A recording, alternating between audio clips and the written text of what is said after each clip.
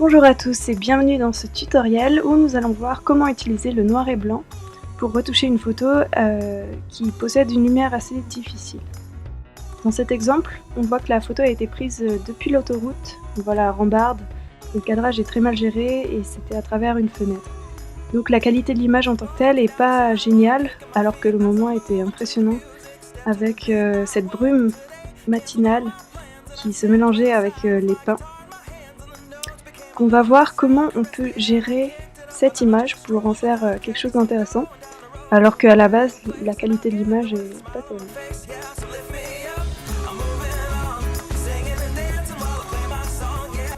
On va tout d'abord s'intéresser au cadrage en remettant l'horizon droit, comme ceci, et en gérant le cadrage de manière à s'intéresser au groupement de pins qui se trouve sur la partie centrale de l'image et qui est vraiment ce groupement qui m'intéresse le plus au niveau visuel.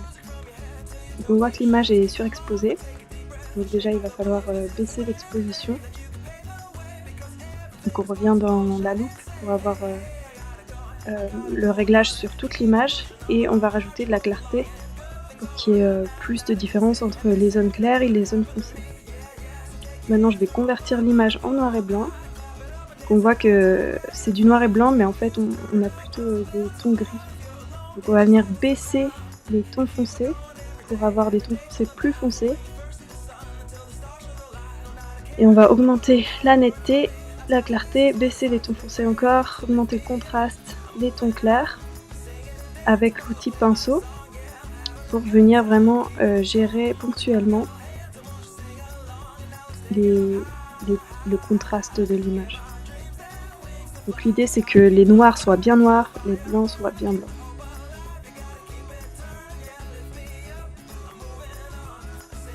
On y va au compte-gouttes, on essaie de régler en fonction de ce qu'on veut.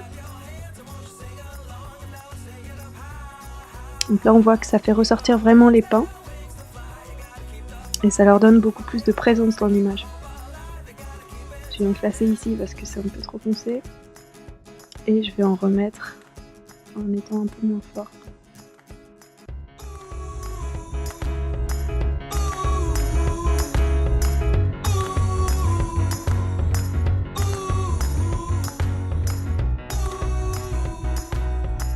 Voilà. Maintenant je trouve que les blancs sont toujours pas assez blancs. Donc je vais rajouter les tons clairs, je vais augmenter la quantité de tons clairs et augmenter la quantité de blanc. Et là ça devient déjà un noir et blanc qui est un peu plus fort, un peu plus intéressant. On peut aussi gérer sur le niveau de gris, donc en fait chaque couleur présente ou non dans l'image peut être plus ou moins foncée quand on transforme en noir et blanc. Donc on voit que le rouge, l'orange ça n'a rien changé. Par contre le vert et le turquoise ça change beaucoup parce que ce sont les couleurs qui sont présentes, principalement le vert. Les violets ça ne change absolument rien. Donc voilà, donc j'ai baissé au maximum les verts.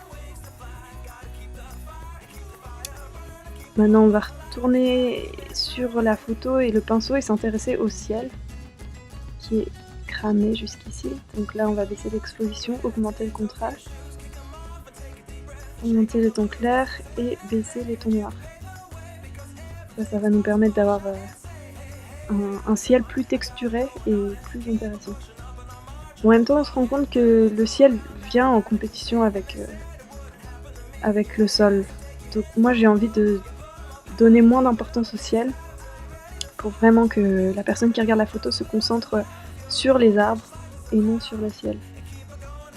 Donc c'est pour ça que je viens recadrer et réduire la quantité de ciel dans mon image. Il reste plus qu'un tiers, c'est un tiers, 2 tiers. 2 tiers de pins de forêt et un tiers de ciel.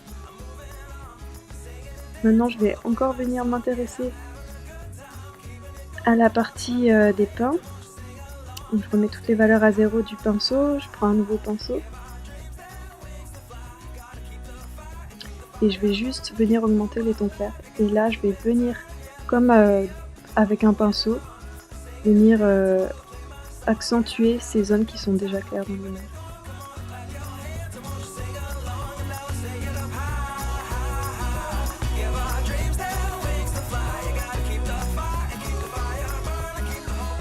Voilà. Donc on voit que ça accentue et ça permet d'avoir plus de texture et une ambiance lumineuse encore plus mystérieuse et énigmatique de cette image. Voilà. Et je vais effacer, là je suis allée un peu loin dans le ciel, alors que la brume ne monte pas aussi haut, donc je vais venir effacer sur la partie supérieure pour qu'on voit bien le nuage et la texture du nuage. Voilà, je retourne donc sur le zoom pour avoir un ensemble global, et là ça me plaît pas mal. Je vais rajouter encore un peu de clarté, voir ce que ça donne, pas trop parce qu'après c'est trop forcé et il y a trop de grains. Mais cet effet de grain actuellement me plaît, puisque ça fait un peu comme les photos plus antiques, et ça donne un côté un peu argentique à la photo numérique. Donc voilà, je l'ai ouvert maintenant dans Photoshop, dans l'interface, et je vais venir rajouter de la densité avec l'outil densité plus sur les zones noires, qui fait en sorte qu'elles ressortent encore plus noires. Voilà.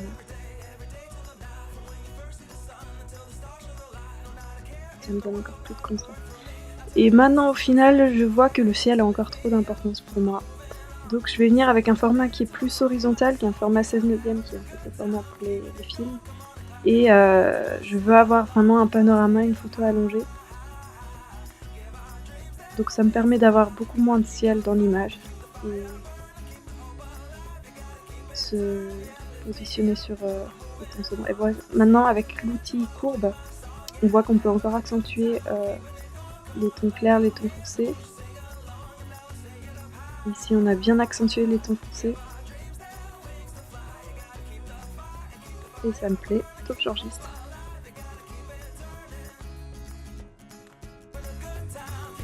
J'espère que ce tutoriel vous aura plu. Et à très vite.